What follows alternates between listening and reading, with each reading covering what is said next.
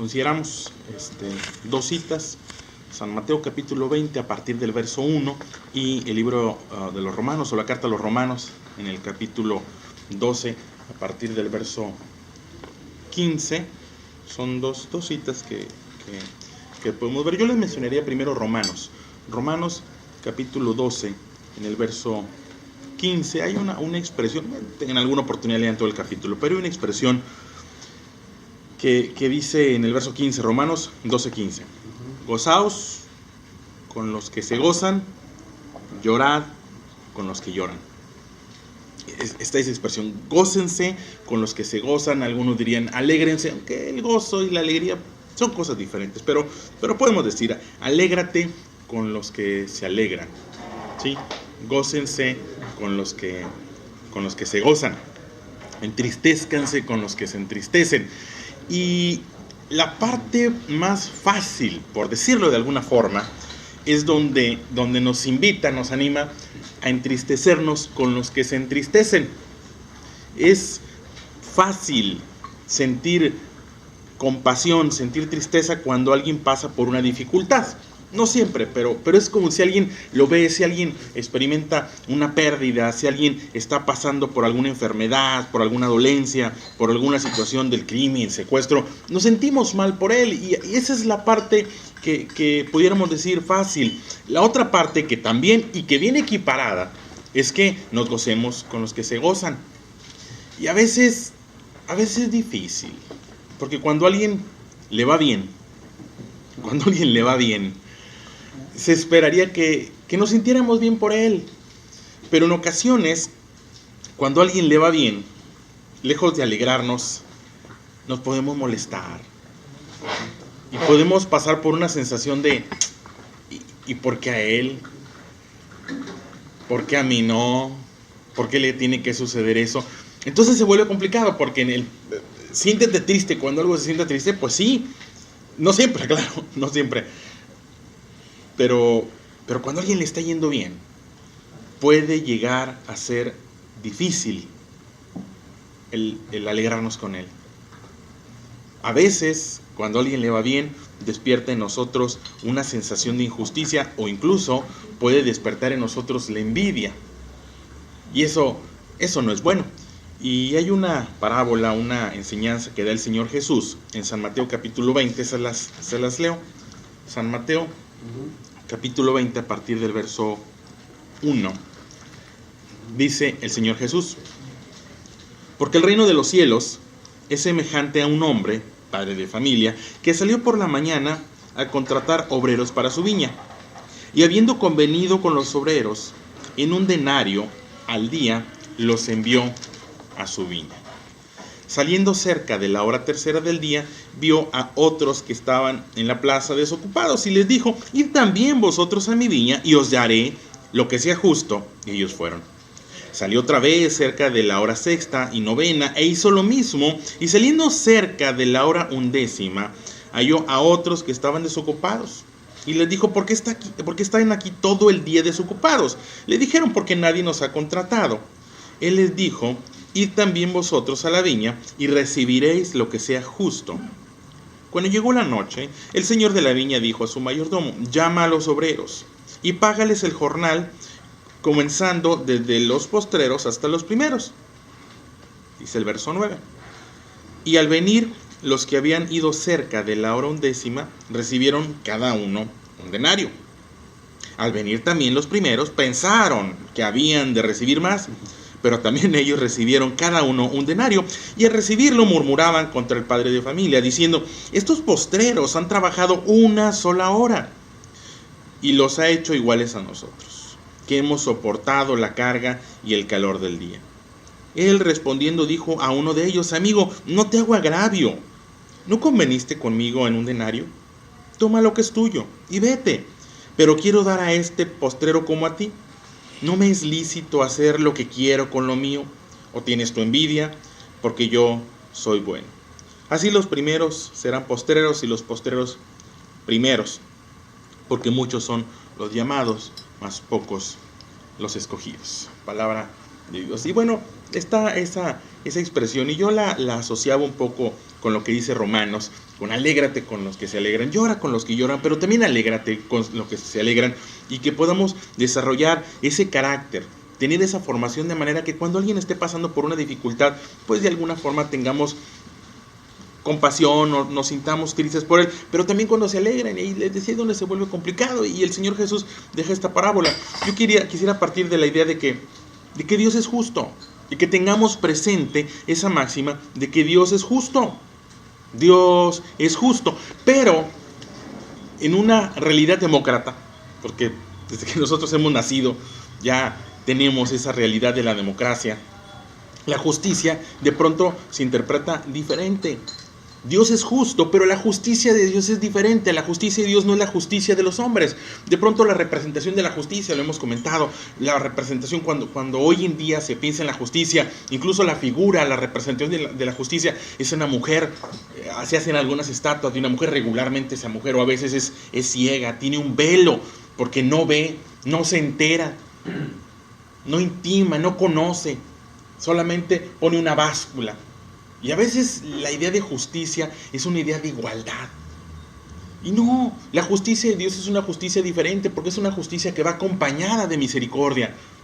Es muy fácil castigar al hijo ajeno, obsérvenlo por ahí, cuando un niño se está portando mal, lo señalamos, y ese niño no está haciendo lo correcto, o se está portando mal, pero cuando es nuestro hijo, entonces pensamos diferente. Decimos, bueno, sí, pero es que el día de ayer, sí, pero es que él ha pasado por esto, y entonces acompañamos de misericordia cuando es nuestro hijo. Bueno, no perdamos de vista que Dios es Padre, y Dios es justo, pero además es misericordioso. Y esta parábola nos debe de animar y nos enseña, y nos debe de poner en ese ánimo, decir, bueno, Dios nos va a dar lo que corresponde, Dios va a responder de acuerdo a nuestro esfuerzo, y va a responder bien, y nos va a dar lo convenido. Hay promesas para nosotros. Siempre estará con nosotros, no tendremos falta de ningún bien, nunca habrá falta de alimento en nuestra mesa, no nos va a faltar casa, no nos va a faltar vestidos. Son promesas de Dios que se cumplen. El asunto es, o se vuelve complicado cuando las promesas de Dios se cumplen en la vida de los demás. Y a veces cuando experimentamos eso llega o pueden llegar sensaciones de injusticia, murmurar contra Dios, murmurar contra lo que Dios está haciendo, porque a ellos les va bien, porque se puede volver difícil sentir alegría o sentir gozo cuando a los demás les está yendo bien. Y no es correcto. Aquí es donde debemos construir el carácter, un carácter que permita alegrarnos con el bienestar de los demás, que nos permita tener esa sensación. Porque podemos dar a luz, dice aquí, que envidia. Percibimos una injusticia y en esa sensación de injusticia una mala interpretación de que no, es que Dios es injusto, la vida es injusta, mira todo lo que me esfuerzo, mira todo lo que hago y mira lo que tengo y aquellos. ¿Por qué no conocemos a fondo? O porque al final de cuentas, si Dios en su infinita misericordia decide perdonar y decide prosperar a alguien, no debiera de alegrarnos eso, no debiéramos de sentirnos bien. Qué bueno que les vaya bien a ti, qué bueno que les esté yendo bien, qué bueno que estén prosperando. Pero se vuelve difícil. Y es donde debe llegar estas palabras que Dios nos enseña. Bueno, Dios es bueno, Dios es justo, y si en su infinita misericordia Él quiere hacer lo bueno para con los demás, pues yo quién soy para molestarme. A veces podríamos quedar en historias y recriminarnos, y yo no estoy haciendo las cosas bien, no me estoy esforzando, seguramente ando mal, y no es eso. Dios es bueno, y Dios es soberano, y en su infinita misericordia o sabiduría Él decide actuar. Y tenemos que tener confianza. La historia narra cómo algunos se amargaron. Y la amargura es pecado. Se entristecieron. Incluso llegaron a desarrollar envidia. No inició como envidia. Inició con la sensación de injusticia. Y repito, aquí es donde tenemos que pensar que la justicia de Dios es diferente. Nosotros pensamos en la justicia en la igualdad. Uno para ti, uno para ti, uno para ti. Si mandáramos traer comida ahorita, probablemente mandaríamos traer, 3 taquitos para cada quien. Sí, pero ¿y si alguien desayunó antes de venir para acá? O si alguien pues es corpulento y no ocupa 3, ocupa 6. Es diferente. En esa justicia, si sabes que mira, a ti no te doy, a ti te doy 6. Los que eran para ti se los doy a él. No, pero ¿por qué? Si pues que tú no ocupas, tú no necesitas, tú te vas a ir temprano, tú estás a dieta, tú estás ayunando, o simplemente hoy no tienes hambre. No, pero A veces queremos, no importa que no necesite, yo quiero. Pero Dios es diferente. Dice la Biblia que Dios pesa los corazones y conoce los corazones. Nosotros vamos a equivocar y nosotros, por no batallar, pudiéramos caer en esa justicia de los hombres. Lo mismo para todos. Pero cuando entramos en la dinámica, en la confianza de la justicia de Dios, y esa justicia de Dios decide que le va a dar no lo mismo a todos. La justicia de Dios está más enmarcada, más que en la igualdad, está enmarcada en la equidad. Darle a cada quien lo que le corresponde es diferente. La igualdad es lo mismo para todos. La equidad es darle a cada quien lo que le corresponde. Y en la equidad a veces hay desigualdades. Y en la desigualdad pudiera parecer que hay injusticia, que es lo que estaba ocurriendo aquí. Pero debemos de tener presente, Dios es justo. Aún en esta aparente desigualdad, Dios es justo. Y si Dios me está dando lo que me corresponde, si Dios ya ha cumplido sus promesas, si tengo lo que Dios me permite tener, entonces tengo que estar satisfecho. Y llegar, ahora sí, a esa expresión de Romanos que nos deja en el capítulo 12, verso 15. Alégrense con los que se alegran, gócense con los que se gozan. Parece fácil, no siempre es fácil. Cuando llega el amigo, el compañero, fíjate que me dieron este contrato, me pagaron esta factura y todo, y a mí no. Ay, yo todavía no. Oye, que conseguí muy buen empleado, hombre, fíjate que no. Qué buen empleo conseguí, a ver quién es, a ver si te lo logro traérmelo o algo. Dice, no, alégrate con los que se alegran. Cuando no nos alegramos con los que se están alegrando, estamos permitiendo que se filtren, que se siembren en nuestro corazón raíces de amargura, raíces de tristeza. Y la amargura, sembrar tristezas en nuestro corazón, traerá frutos de pecado. Yo sé que a veces no es fácil el alegrarnos cuando a los demás les va bien. El salmista decía, muchos se alegrarían si yo resbalara. David decía, es que cuando yo no me quiero caer, pues me caigo, la gente le va a dar gusto. Porque a veces así es. La gente a veces quiere que a los demás le vaya mal. Dice por ahí una expresión, mi padre decía que un miserable busca otro miserable para sentirse menos miserable. Pero no es como debemos ser nosotros. Debemos, al contrario, pedir por los demás. Entonces, el mensaje que yo les compartiré esta mañana, basado en Romanos y Mateo, bueno, vamos a alegrarnos con los que les va bien. Vamos a alegrarnos.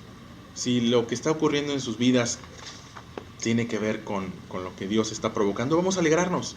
Vamos a tener confianza en la justicia de Dios. Creer que Dios es justo y lo que ocurre es para bien.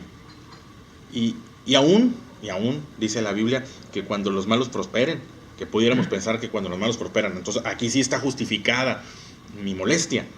No, fíjense que tampoco. El libro de los Salmos en el capítulo 37 dice, no te impacientes a causa de los malignos, ni tengas envidia de los que hacen iniquidad. No te moleste que aún el malo prospere, aparentemente prospere. Entonces, aquí el mensaje es, si le está yendo bien a alguien porque Dios lo permite, vamos a alegrarnos. Y aún que fuera algo que Dios no está permitiendo, no vamos a impacientarnos. Si bien no nos vamos a alegrar, no nos vamos a impacientar. Me voy a entristecer con los que se entristecen, pero la tarea más complicada es me voy a alegrar, me voy a gozar con los que se alegran. ¿Sí? A veces es al revés, me alegro cuando les va mal, me alegro cuando les va mal. Y no es así, me entristezco cuando te va mal. Me siento mal porque te estoy yendo mal, pero también me siento muy contento porque te está yendo bien. Qué bueno que lograste ese contrato, qué bueno que el dólar a ti no te ha afectado, qué bueno que las tasas de interés no te hayan afectado, qué bueno que no estés pasando por esa situación. Alegrarnos. Hay expresiones que a veces perdemos de vista, que Dios es nosotros, o Dios nos ha hablado o nos ha invitado a construir el nosotros. A veces pensamos en el yo, en el tú, en el él, en el ellos, pero si se fijan, son así medio filosófico, medio enredado, pero en el yo no estás tú, en el tú no está él, y en el tú no estoy yo, en el ellos no estoy yo, pero en el nosotros estoy yo. Y nosotros sí estás tú. Incluso la oración, les he platicado, la oración modelo que nos deja el Señor Jesús no tiene un yo. Cuando el Señor Jesús nos enseñó a orar, nos enseñó a pedir, no dice ayúdame, que no me falte la comida a mí, no dice líbrame del mal, no dice perdona mis pecados. Toda la construcción del Padre Nuestro, y lo podemos ver en otra ocasión, es el nosotros. Perdónanos, el pan nuestro. líbranos del mal. Todo eso tiene que ver con el nosotros, no con el yo. Porque en el nosotros estoy yo, estás tú y está él. Estamos todos. Y ahí es donde en la dimensión o en la construcción del nosotros me alegro cuando te va bien, porque si te va bien, nos va bien, nos está yendo bien. Sí, a lo mejor ese contrato fue para ti, pero nos está yendo bien. Sí, tienes una familia estable, porque a veces es eso. ¿A quién se molesta porque haya familias? Porque a mi familia no está estable, pero la tuya sí, y me molesto, no. Me alegro con los que se alegran. Y bueno, es una invitación. Tener esa construcción. Vamos a alegrarnos con los que se alegran. Y se puede. Pedirle a Dios que nos permita alegrarnos con los que se alegran. Se los dejo a su consideración.